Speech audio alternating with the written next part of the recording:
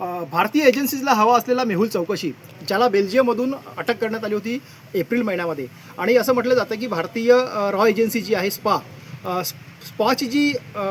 स्पायची जी महिला एजंट आहे ते एजंटच्या मार्फत मेहुल चौकशी जो आहे त्याला अटक करण्यात आली होती. परंतु भारतीय एजन्सी जी आहेत त्यांनी ते सगळं नाकारलं होतं. परंतु असं म्हटलं जातं की त्यामागे जे आहे ते भारतीय स्पा जी आहे महिला स्पा तिने महत्त्वाची भूमिका बजावली.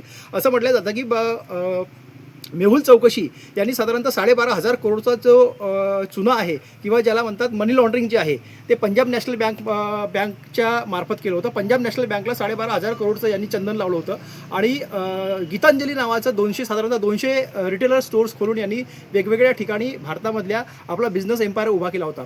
परंतु असं म्हटलं जातं की यांनी वेगवेगळ्या पद्धतीचे स्कीम्स आणून आणि शेअर मार्केटला मॅनिप्युलेट करून यांनी खूप मोठ्या प्रमाणामध्ये पैसा कमवला आणि मोठ्या प्रमाणामध्ये जे आहे ते स्कॅम करून हा भारतीय नॉर्वे मार्ग जो आहे तो बेल्जियममध्ये पसार झाला होता. परंतु असं म्हटलं जातं की यांनी जे आहे बर्मुडा या देशाचं जे आहे ते नागरिकत्व स्वीकारलं होतं आणि या नागरिकत्व स्वीकारल्यानंतर तो बेल्जियममध्ये स्थायिक झाला होता. परंतु भारतीय एजन्सी जी आहे त्याच्यावरती सातत्याने लक्ष ठेवून होती. आणि असं म्हटलं जातं की जेव्हा याला बेल्जियममध्ये अटक करण्यात आली होती त्या अटकेनंतर त्यामागे भारतीय जी रॉ आहे त्यांचं जे स्पाय एजंट आहे ते काम करत होतं. परंतु आता बेल्जियम कोर्टाने मेहुल चौकशीला भारतामध्ये आणण्याचं किंवा भारतामध्ये प्रत्यार्पण करण्याची परवानगी दिली आहे. त्याच्यामुळे भारतीय एजन्सीला जी आहे हे मोठं यश मिळालं आहे. आता हे बघायचं आहे की भारताच्या ताब्यामध्ये तो या महिन्यामध्ये कधीपर्यंत दिला जातो किंवा पुढच्या महिन्यामध्ये. परंतु साधारणतः 1 महिन्याच्या आत मेहुल चौकशी जो आहे तो त्याचं भारतामध्ये प्रत्यार्पण होऊ शकते. त्याच्यासाठी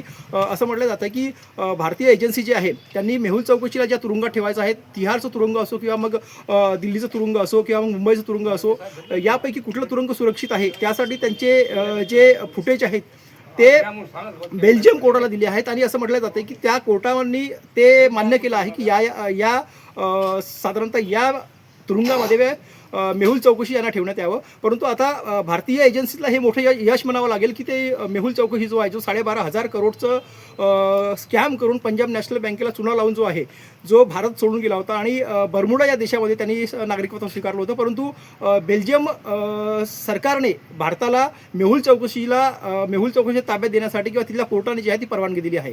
त्यामुळे मेहुल चौकशीचा प्रत्यार्पणाचा मार्ग मोकळा झाला आहे. Sujit Thamke, news India 24 Mumbai.